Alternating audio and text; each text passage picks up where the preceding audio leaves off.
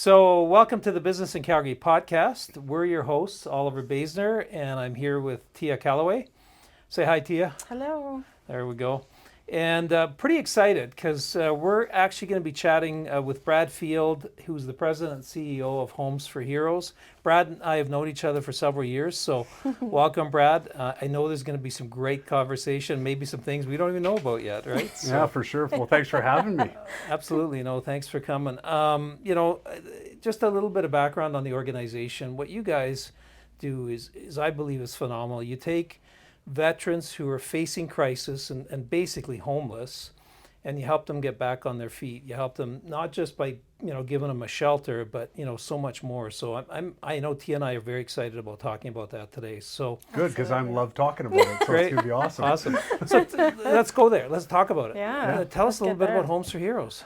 Yeah, Homes for Heroes founded in 2018 out of a need just in the Calgary area, really. The founders were just looking to solve a Calgary issue of veteran homelessness.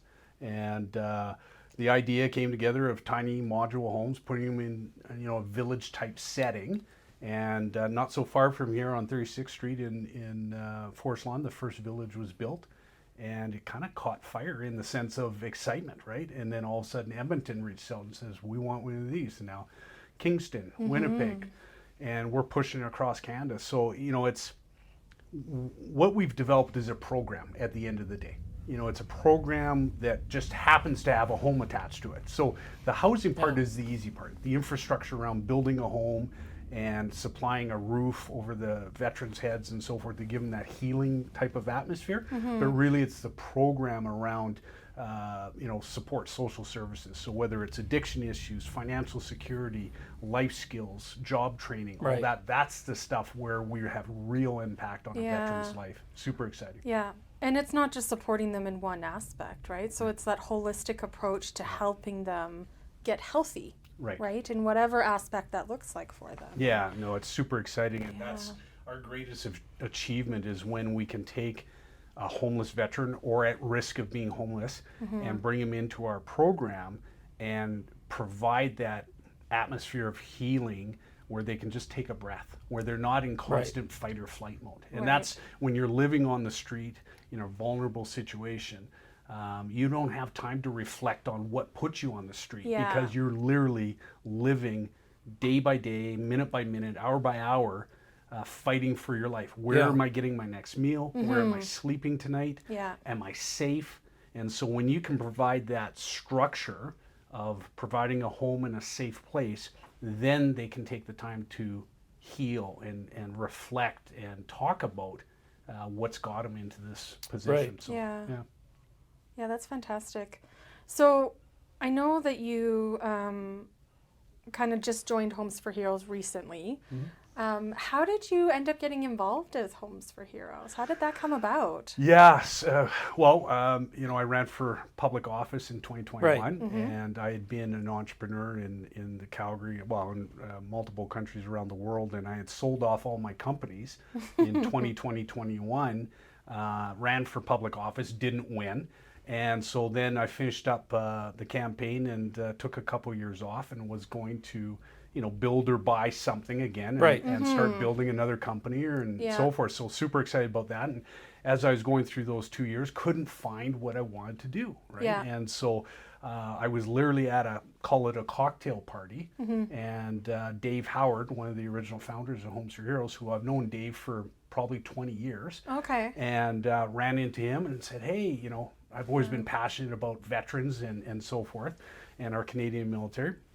How's Homes for Heroes going? What's going on? Give me an update. I was at the grand opening village in 2019. Oh, wow. I was at the village in the grand opening. Super excited. Cold day. Blustery. It was like one of those Calgary days. Not in Calgary. Oh yeah, God forbid. So it was like minus 20 with a wind chill factor of minus 40. Dignitaries, the mayors, the government officials all there, and we are freezing our butts off. Like it was bitter cold, right? But anyway, so at this cocktail party, hey, give me an update. So he's telling me he's built Edmonton, he's planning on finishing up in Kingston, so on and so forth. He said, I'm looking for a new president and CEO. And I just said, done. You found your guy. And he looks at me and he says, what do you mean? I said, I'm your guy. And in 3 seconds, I committed to taking the job. And he's like, whoa, we got to recruit. I said, stop recruiting. I said, I'm your guy. And I knew right in that moment, like That's literally, what you wanted. I That was wanted it. it just hit me that was the role that I wanted to take. Yeah. And I don't know, a couple weeks later, we shook hands and we're off to the races. And that's what you'd been looking for, because you and I chatted while you were in that transition, and Yeah. you weren't really sure, what do I do? Where do I go? Yeah. Do I buy something? Yeah. Do I build something? And so it found you. That's Yeah, fantastic. it found me in just one of those aha moments that you know, the universe, the stars were aligned.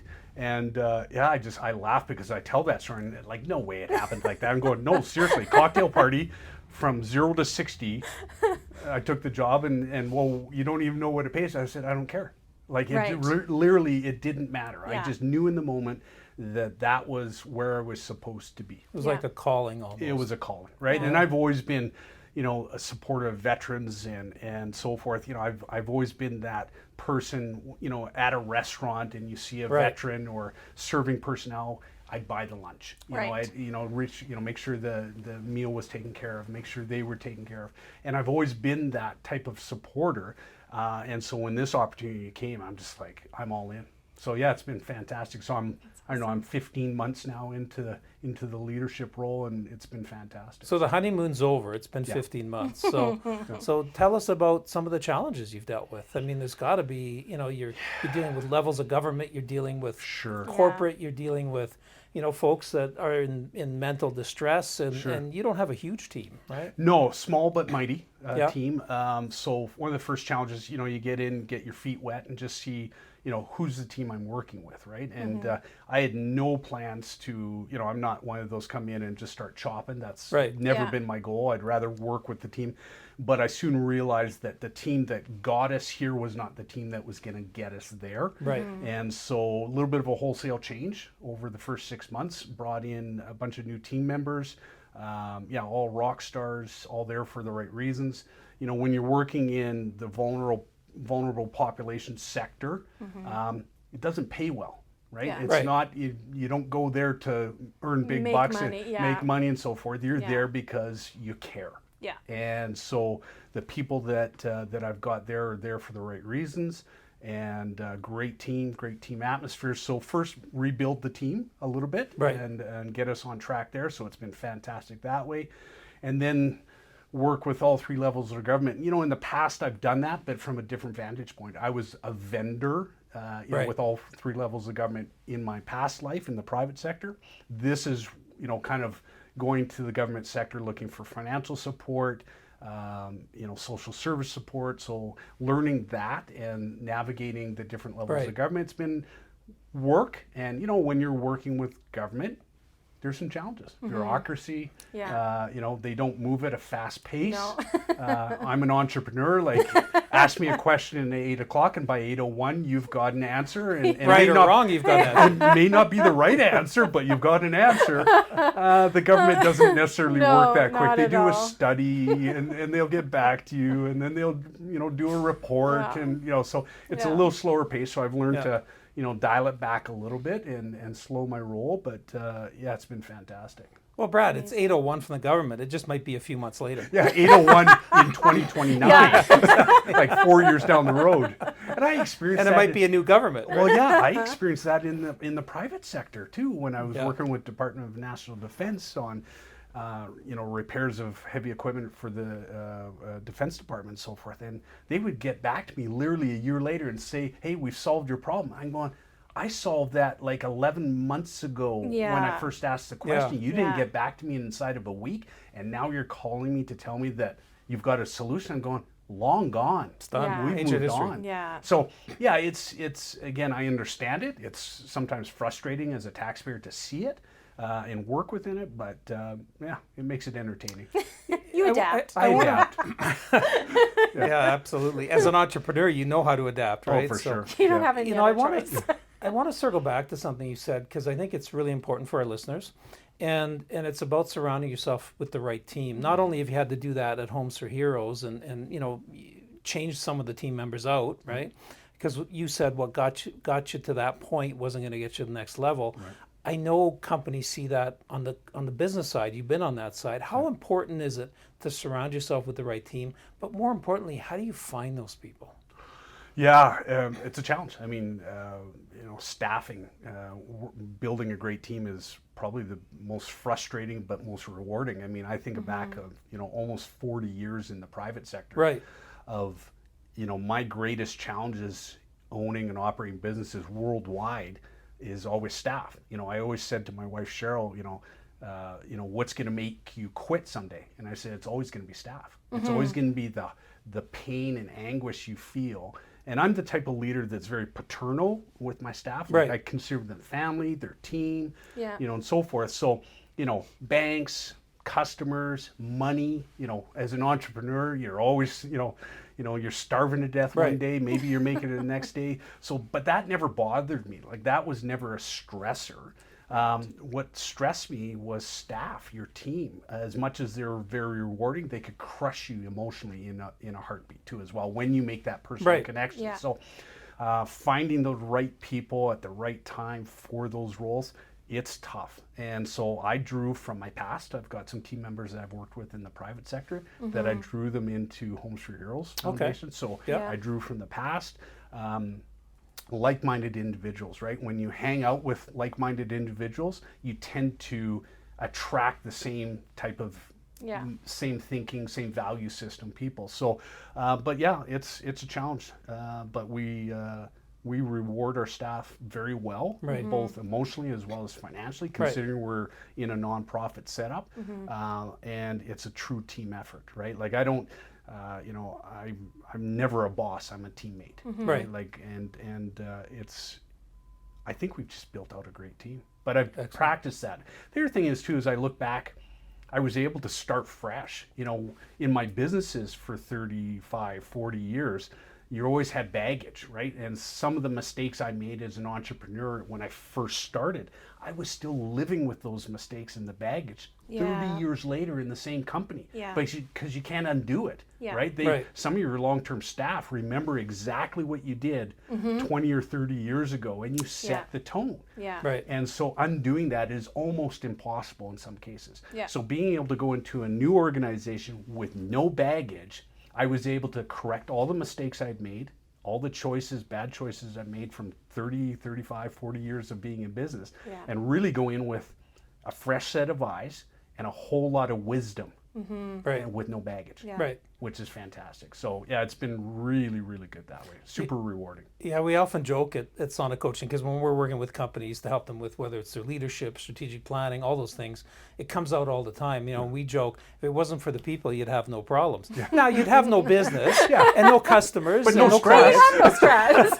Yeah, you Yeah, could no sit- issues at sit on all. the beach and have no money, right? So- Yeah, exactly. Oh, and it's, and again, and I can give examples where, with past staff and people that I was close to and opened up, arguably my heart to, Right.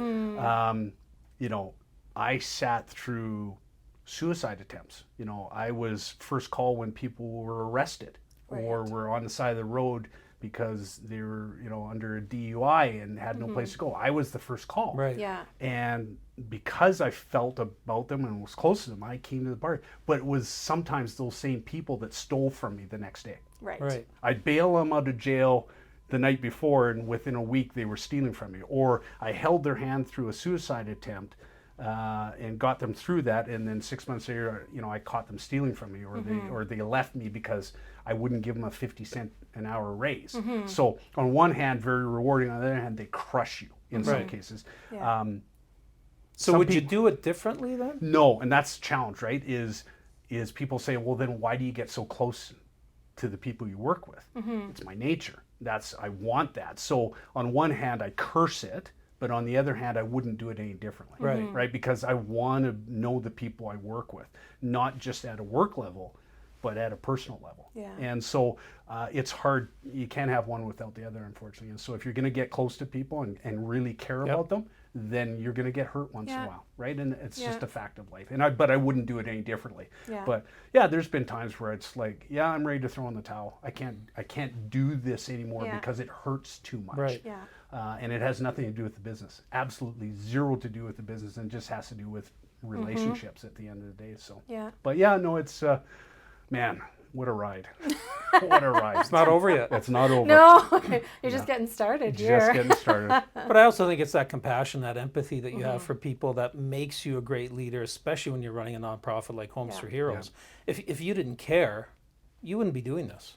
No, and it would. You're right. I think any leader or any person, your true colors will show very quickly. Yeah. When you're working in a vulnerable population, nonprofit, so on and so forth, you're either there for the right reasons or you're not. Yeah. Right. And if you're not, you'll stand out, Yeah. like in a crowd like no other. There'll be a neon sign around you because you just can't do it. You got to and do it one- with your heart or not at all. Yeah. Yeah. And one of the things you already mentioned was, when you were talking about how you take care of your team now, was it's the emotionally and financially. Sure. Because when you're working with that vulnerable sector, you know that people are there to support other humans, Yeah. right? That's a human to human connection, Right. That Right. drive is there because they want to help, and that's not financially motivated. No. So they need more than that financial. Yeah. It's not about who makes the most money. No, and we try to, obviously compensate our team well. We're above average in our sector. In fact,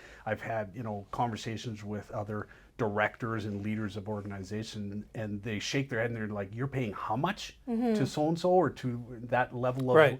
And I'm like, "Yeah, because they're good, and the cost of replacing them if they move on is fivefold that." Yeah. So Right. why would you? I'd much rather work with what I have and pay a little bit more rather than switching them out every 6 months or a year, right? Because Yeah. that's not cost effective. No. That's Absolutely. lunacy. Yeah. If you have that constant turnstile of employees coming and going. So yeah, build a team, pay them well, respect them, spend the time to get to know them, reward them emotionally, and that doesn't mean that you don't have to hold them accountable. If they need some mentorship or if they've stepped out of line or something like that, but build that relationship where it's truly a family team Yeah. atmosphere. And we don't always get along, but that's okay, right? Right. And that we have that level of respect where we can call each other out. And I get called out all the time. And I Yeah. give them permission to do that, right? Just because I'm at the top of the food chain doesn't mean I don't make mistakes or I step out of line. And so to empower right down to the janitor level to call anybody out in the organization for inappropriateness or stepping out of line or making a mistake, that's Yeah. okay. Yeah. And that's how you build a winning team at the end of the day, I think. Anyways, it's my way is my way, but it's not necessarily the right No, way. But that's how I absolutely. feel it works well. So Yeah. Well, I think there's a lot of really great things there, and I think like the ability to be vulnerable within the team and just be human. right. Like nobody's perfect. Yeah. No one's ever going to be perfect. No. So you can't pretend like that's the reality. It doesn't matter who you are. So Yeah, and I think as leaders today, I think that's what's lacking, and it's unfortunate. I think whether it's corporate leaders, industry leaders, or leaders of our countries, that's what's lacking. Yeah. And I think a lot of it has to do with social media. A lot of it has to do with mainstream media, society not allowing people to be human. It's true. Right? Like, Yeah. God forbid you make a mistake. Yep. Well, especially in the public eye, because you In the were public there. eye, Yeah. right? Yeah. God forbid I said something that I didn't mean or I was misquoted. Oh my Lord, you're done. Yeah. Right? Yeah. In social media, mainstream, they just rake you across the coals. So, it's tough that way, right? And so I think finding those leaders that can build consensus and be vulnerable, that's what we're missing today. And it's unfortunate, I get asked all the time because of my small little political background that it was a speck on the radar for, a little while. They always get asked about, political leaders. And I said, you know what? We've got lots of political leaders, party leaders. Yes. I'm waiting for the next leader. Yeah. And I don't see any leaders right now. Yeah. I'm waiting for, and depending on how you define, but I'm waiting for the next Martin Luther King, JFK. Yeah. That's someone to inspire me. Yeah. I want to aspire to be, so I don't care what party you belong to. If you're a true leader, Right. I'll vote for you. Yeah. I'll support you 100%, regardless of what party you are. Yeah. Yeah. I just don't see any leaders today in our governments, right? I don't see No. that standout person that's willing to put their value system at the forefront and not waver from Right. that value system. Yeah. And I think today what's going on is it's just they're all over the map. I saw it during my campaign, and I use this analogy all the time. I'd be at a debate in the morning or in front of the news with three other top contenders for mayor, and someone would say, well, what color the sky is? And all four of us would say, well, it's blue. I'd be with those same four people 4 hours later at noon at a different location with a different audience. What color is the sky? And I'd say, well, it's blue, pink, yellow, purple. Good, all three. And I'm like, well, your answer was blue this morning, and now it's changed. Well, Yeah. different audience, different. Right. They were pandering to it, and I'm like, That doesn't work. It just Yeah. doesn't work. But yet, that's as a society, that's what we've created. Yeah. Is that atmosphere where we literally have to pander to every single little question or group instead of just sticking to our values. Whether you agree with my values or not, I'm going to stick to them. Yeah. Right. We may not always see eye to eye, but like without values, what do we have? Yeah. So Yeah, I agree. John Maxwell has a new book out, called High Road Leadership, and I know T and I were part of a conference where he was speaking, and one of the things he said exactly what you're saying. He said, we're having a hard time nowadays. Where do our young folks, where do the people, potentially listening to this podcast even, where do they go to see great leadership now, right? What public examples do we have, right? It's, I'm not saying they're not out there, but man, they're hard to find. yeah. Right. They're few and far between, and if they're there, they're hard to find within the group because it's a lot of noise. Right. Yeah. Right. And I said this is what I hear is we've got polar left, polar right, and then the middle. And the vast majority of population in North America are centrist. Centric. Yeah. Yeah. 100% we Yeah. are there. But yet the loudest noise is either far left or far right. They've got the blowhorns. They're the ones that make the news. They're the ones that make social media. Yeah. But yet that's not what 99% of the population is. Yeah. And it's centered. I consider myself a centrist. Oliver, I know Yes. you're in the center. Yeah. I expect Yeah. you're saying, I'm fiscally conservative, but I'm definitely left leaning when it comes to social. Yeah, right? absolutely. 100%. Totally. I'm a true Yeah. centrist. There's some areas that you may disagree or not agree with my stance on. That's fine. But, I'm tired of the noise on the outer edges. Then the other thing is, too, is they have no tolerance for anybody else's viewpoint. Yeah. Correct. So for me, I have no time for people on the far left, far right. Yeah. Because they have no time for anybody else's opinion. Yeah. They will not listen to anybody else. It's their way or the highway. And to me, I have no time for people like Well, that. it's the same in business, right? We've got those kind of leaders in business as well, right? And I really do believe, Brad, that those leaders aren't long for continuing on in these organizations. We Yeah. can't have leaders that are still running a company like we did in this, heard about in the 70s and 80s, where it's do as I tell you. I don't pay you to think. I pay you to work. Right. Yeah. That doesn't work anymore. We've got a new generation of thank God we've got a new generation of not only millennials who started it, but Gen Z who's now coming into the workforce, who are saying, I'm not willing to do that just Yeah. because I want to have an impact. I want to make a difference.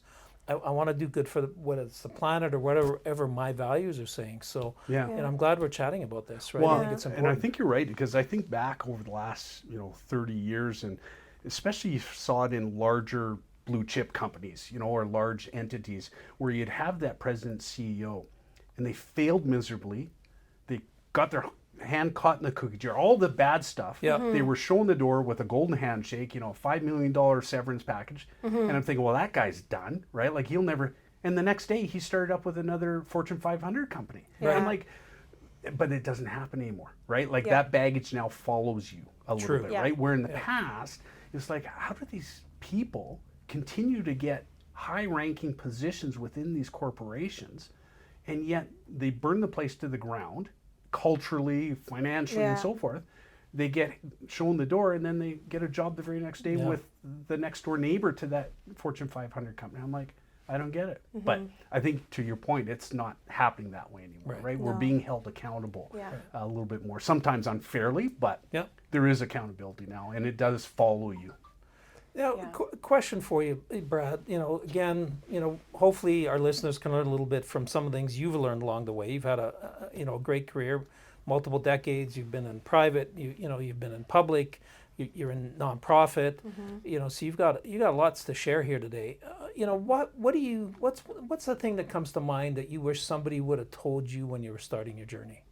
Like what comes to mind back then? Wow. Yeah, that's, there's lots.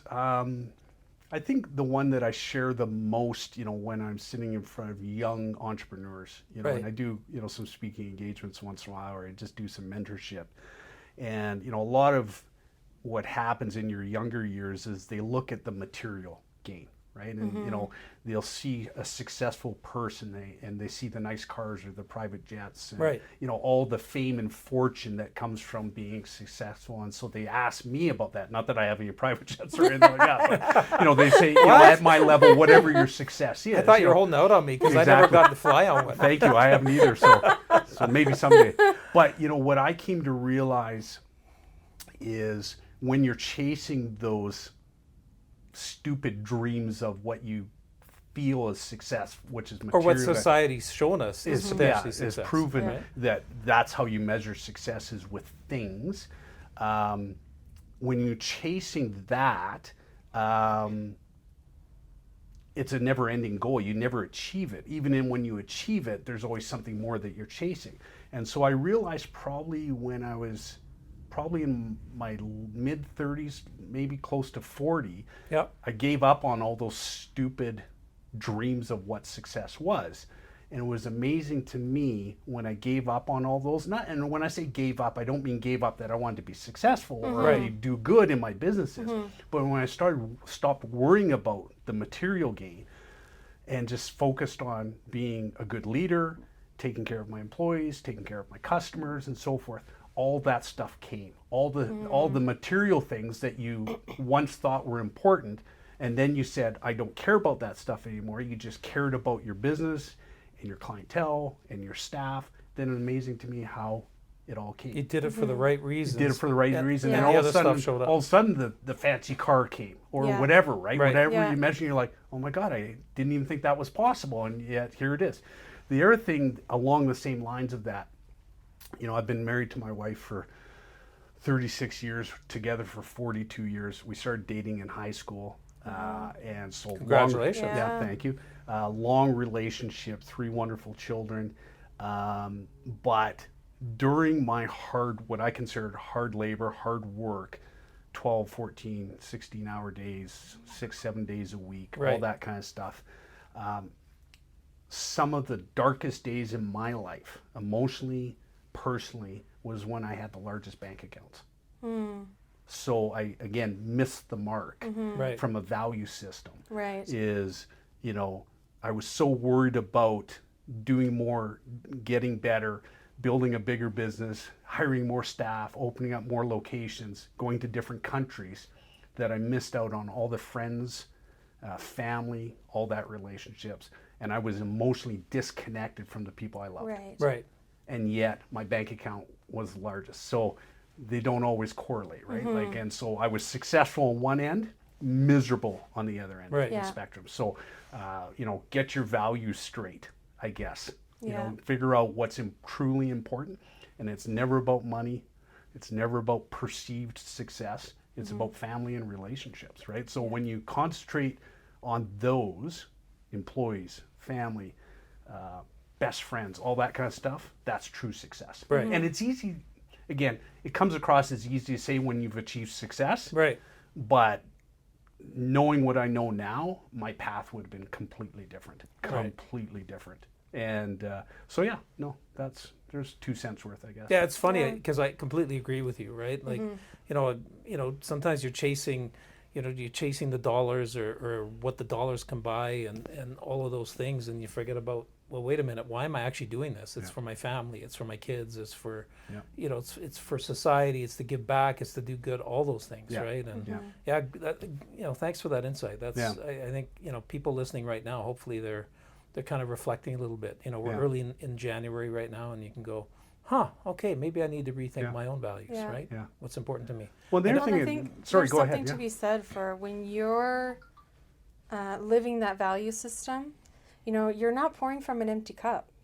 right? So when you talk about how, when you stopped focusing on some of those things that didn't truly matter, you're pouring from an empty cup, and people can see that, right? That motivation it's very transparent, Yeah. right? And so I think when people know you're the kind of guy that they can call when they're on the side of the road because that's what's important to you. Yeah. Well, then the success comes when your people feel important, right? Yeah. And that's not when you're chasing the dollar. Yeah. People don't feel valued when it's about money. Yeah, and funny you say that, Tia, because the other thing that came to mind as you're saying that is I've always been a very giving person, whether with my time or charity and so forth. Right. And the other thing I found in reflection was the universe. If you believe in, God, again, I don't want to get into that, but I believe in my selfish little world that the universe, the more I gave, the more the universe provided for me in order to give. Yeah. Right. So every time I gave, even when I didn't have to give, like money, Right. I gave anyways. And it was magical to me that, okay, I'm putting at risk of not making payroll next week by giving this donation to someone who needs it more than I do. Right. And mysteriously, by next week when payroll is due, the universe Right. Yeah. provided what I needed in order to make payroll. Yeah. And it was all relative. For me, the more I gave, the more I got. The more I got, the more I gave. And it was this never-ending The cycle just started and kept going, right? And you're Yeah. just like, oh my God, this is awesome. Yeah. And so, yeah, it created an atmosphere of giving, but also getting in order to give. Yeah. Right? Right. So it's fantastic. But you also gave for the right reasons, Brad, is what I'm hearing. Yeah, You didn't well- give going, I'm going to give because I know I'm going to get. Yeah. Oh, well, for sure. Yeah. No, That doesn't exactly. work. Kills the flow, right? Yeah. And I'm very much an emotional giver, right? In the moment, whether it was a newspaper article that I read about someone who was suffering or a family that needed help, or I was at an event or whatever. So I don't do planned giving. That's not my style. Right. I just don't think like that. Yeah. To me, it's just like something hits me emotional in the moment. Sort of like Yeah. when I took the job for Homes with Yeah. Homes for Heroes. It was like I just knew in that moment This is had what to. you need to I do. need to do. And for me, it was always, open up back in the day, open up the newspaper, usually a second or third page of the Calgary Sun, and there was a heartfelt story or a family that was in need. And I'm like, call the writer. Hey, so-and-so, I can help. Yeah. What can I do? Yeah. And so for me, that was what motivated me is just to help when I could help. Right. For me, other than my monthly donations to a couple charities, Yeah. the rest of my giving is just emotional giving in the moment. Yeah. That's It's kind of fun that way because I do that as well, isn't Yeah. it? Yeah. Yeah, it is. Absolutely. Yeah, so- I know we're getting close on time here, but I know Tia has one of our signature questions that she likes to ask. Oh, here we I go. love this one because this is where I get new content for myself to learn from. So I want to know, obviously you're somebody who has learned that development is never ending. It doesn't stop at any point. So what is something that you've read or a podcast or something that's had a really big impact on you that you would recommend for other people? I think in the day and age of podcasts, and I'm kind of new to the podcast scene probably in the last 2 or 3 years. Right. And that's where, one, I started listening, but two, I was also invited to be on podcasts. Yeah. And I think if you find the right podcast and the right guests on the podcast and the right facilitator, Right. the person who's doing the podcast, Yeah. I think there's gobs to learn there, and just be open-minded. Yeah. To me, again, we're getting trapped in this closed-minded, Yeah. going down the rabbit hole, thinking is my way is the only way, and here's the Yeah. reasons why, and I'm not open to learning. I turned 58 here in a couple weeks, and I've learned more in the last 10 years Yeah. than I probably did in the previous 20 or 30 years. Right. Just by changing my thought process of being more open-minded, listening to, I'm a better listener than I've ever been. And I don't know if I was a bad listener back in the day, but I wasn't as good as I am today. Right. And if you go into, I always say, if you go into every interaction every conversation with an open heart and an open mind to listening and learning, that's where the magic happens. And Yeah. it really is. And Yeah. so for me, every interaction I have with you guys today, I've learned something, or I learned something about myself that I didn't know. Yeah. So every interaction, my veterans, working with my veterans, and I call them my veterans because, they fall under my care. When you take the time to listen to their story and their journey, and each one of them is different, the transformation, the story, the learning that I get, I've grown. Yeah. Just in 15 months, I've grown so much. I can So yeah, just imagine. be open-minded, open-hearted to listening and learning, and Yeah. that's where the magic happens. I just sincerely believe that. Yeah. So I love that. Thank Excellent you. Yeah. advice. yeah. Yeah. Yeah. One thing I want to make sure that we get into here just before we continue on and run out of time here, but if people want to get involved with Homes for Heroes, what opportunities exist? Where can people find you? How can people donate? Yeah. Tell us a bit about that. Send me an email, brad@h4h.ca. If you want to donate, www.h4h.ca. That's the number 4. Yeah, the H. number 4. Yeah, Right. H, the number 4, hf.ca. And obviously financial support. We're a charity. We live hand to mouth on a daily basis. So yeah, money is key, funding is key, but there's also volunteer opportunities, and there's, we call it gifts in kind. So sometimes, local businesses that can help out. I'll give you an example. The Brick, for Right. instance, is one of our national sponsors. They sponsor all the furniture that goes into all our villages. Right. Oh, When we build, fantastic. so stuff like Yeah. that, Carpet One, they supply all the flooring and paint for the inside of our homes that we build. So it's partnerships like that that go a long way. And sometimes it's not cash out of course. pocket; it's a gift, what we call a gifting kind, Gifting, where yeah. they can Sure. where they can supply either labor or product to us at low cost or free. So lots of opportunities. But yeah, anytime I love talking about what I do and what we do. So. Yeah. Reach out to me personally. I love talking, love bragging about what we do because it's a Well, you big deal. should. It's amazing. Yeah, I it's love a what really I do, and I amazing love what we initiative. do. So Yeah, yeah. absolutely. Yeah. Brad, first of all, thanks for Yes. joining us. I know you Thanks for took having me. time out of your valuable day. And, I think we could go on for another hour, quite frankly, because Yeah. I'm just I'm really... sorry that we're ending. Yeah, I'm really enjoying this conversation. And for our listeners, there's not a lot of CEOs out there who are giving you their email. This is not an email that one of his Nope. No. staff is monitoring. This Yeah. is his email address. So Yeah. thank you for that as well. Very welcome. But, who knows? We'll might have you back again, Brad, and we'll Anytime. chat some more. So, Awesome. but thanks for listening, and watch for our next episode, because I know Brad's coming up. You're coming up on the cover here in Business in Calgary magazine, the February edition. So watch for that. It'll be coming out the first week in February. So you get Perfect. a little bit of precursor here with Brad today. Awesome. Thanks for having me. Great. Thanks so much. Brad. All right.